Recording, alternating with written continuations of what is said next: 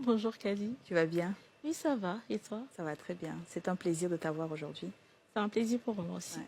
Tu es une femme forte. Tu es une femme qui a traversé beaucoup de choses. Ouais. Et aujourd'hui, tu as accepté de parler avec nous. Exactement. J'ai accepté de donner mon témoignage aujourd'hui. Exactement.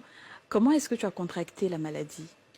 C'est une question en fait à laquelle j'ai pas trouvé de réponse. Je ne sais pas, étant donné que c'était la première fois que je faisais mon test à mes 22 ans, donc je ne sais absolument pas comment. Tu ne sais pas. Non. Qu'est-ce qui t'a poussé à faire un test?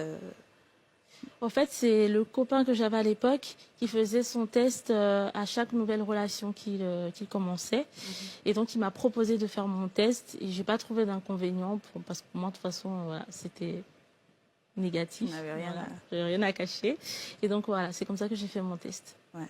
Et finalement, le test s'avère être positif. Exactement. Tu as le VIH. VIH. Exactement. Ouais. Le test s'est avéré être positif. J'étais vraiment choquée parce que pour moi, j'étais pas malade, j'avais pas de symptômes.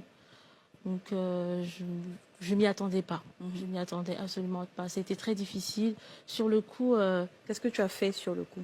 en fait, sur le coup, quand j'ai pris mes résultats, je n'ai pas réalisé. Je me suis dit, bon, ok. Et c'est vraiment quand je suis rentrée à la maison et que j'ai dû voir ma mère et ma sœur, j'ai dû leur dire, en fait, elles m'ont demandé, alors c'est comment?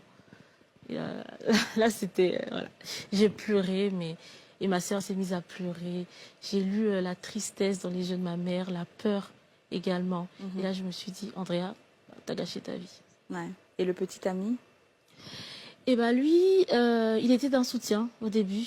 Il m'a accompagné à mes rendez-vous médicaux. Il m'a dit, non, je te quitterai pas, t'inquiète pas. Voilà, c'est ce qu'il m'a dit au début. Et donc, voilà, je me suis un peu accrochée à ça. Mais finalement, il m'a quittée 1 an plus tard. Ouais. Et c'était une rupture très douloureuse parce que j'ai fait une tentative de suicide juste après. Wow. Je me disais, si lui me quitte, c'est fini. Je vais plus trouver un autre homme, je vais pas avoir d'enfant. Et ce serait vraiment une partie de ma vie pour moi qui me serait enlevée, au fait, à cause de ce virus-là, qui est arrivé, au fait, pour moi comme par enchantement, quoi. Et ton entourage, tes amis? Et bah, bonne surprise, mon entourage m'a beaucoup soutenue. Mes amis, elles étaient vraiment dans le soutien.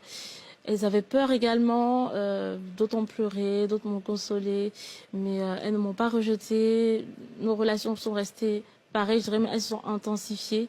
Mais c'est par contre l'entourage de mon ex, voilà, qui était un petit peu difficile, parce que j'ai lu un message au fait dans son téléphone qui discutait avec une amie, soi-disant, et il lui avait dit que j'étais séropositive alors que c'était un secret. Ouais.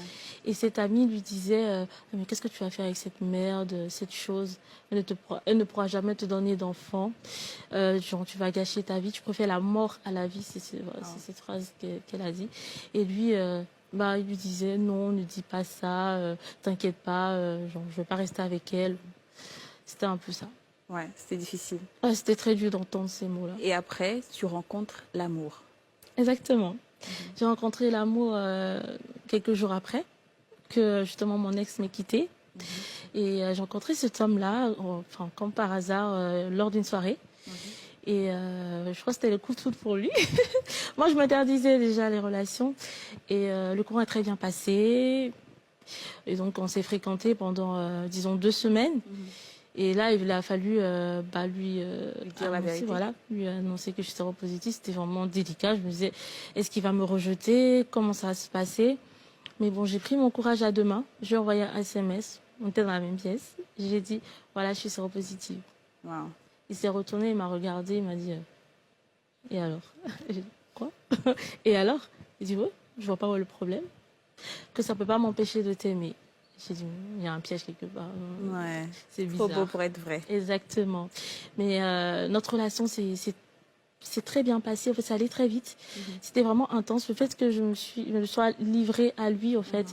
Ça fait T'avais des craintes quand même? Ouais, j'avais des craintes parce que bon, il était jeune. Je me suis dit, bon, quel jeune va s'emmerder, en fait, avec une femme séropositive. Et donc, sa réaction m'a surprise. Mais j'étais quand même méfiante. Je me suis dit, bah, peut-être faut voir parce que l'autre au début, il avait accepté aussi. Mais finalement, ça s'est très bien passé. 5 mois plus tard, il a fait sa demande en mariage. Wow. On a fait le mariage traditionnel à Abidjan. Et là, je me suis dit, ah bon, C'est sérieux. c'est sérieux, peut-être que vraiment il m'aime. Mhm. Et quelques mois plus tard, je suis tombée enceinte. Comment tu es tombée enceinte quand tu es séropositive? Et bah, pour cette première grossesse, on a fait une auto-insémination D'accord. en toute intimité, au fait. Mais on pouvait concevoir normalement. Mais ça, je ne le savais pas. D'accord. Étant donné que j'étais indétectable, c'est-à-dire que ma charge virale, en fait, le virus il était supprimé dans mon sang. Je ne pouvais plus transmettre le virus à quelqu'un, ni à l'enfant.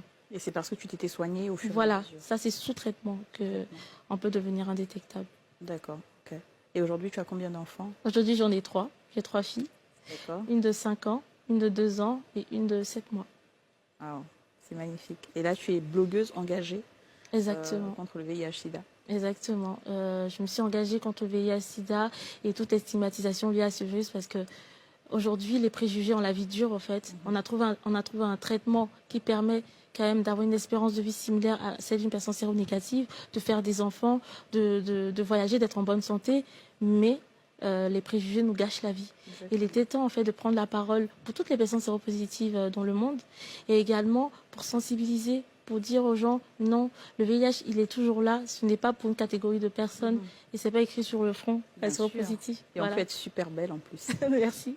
Et avoir le VIH. Et avoir le VIH. Exactement. Et c'est quoi l'avenir pour Andrea? Mais l'avenir pour Andrea, c'est d'abord qu'aujourd'hui, je suis ambassadrice du Fonds national de lutte contre le VIH/SIDA en Côte d'Ivoire. Très bien. Et ambassadrice également d'une entreprise de marketing sociétal qui s'appelle Acadie, en Côte d'Ivoire également. Et j'ai créé un mouvement qui s'appelle le mouvement contre la sérophobie en Afrique. Voilà, pour lutter en fait contre toutes les discriminations. Et ça commence très bien. J'aimerais bien, Andrea. créer une association plus tard. Tu es très inspirante. Merci.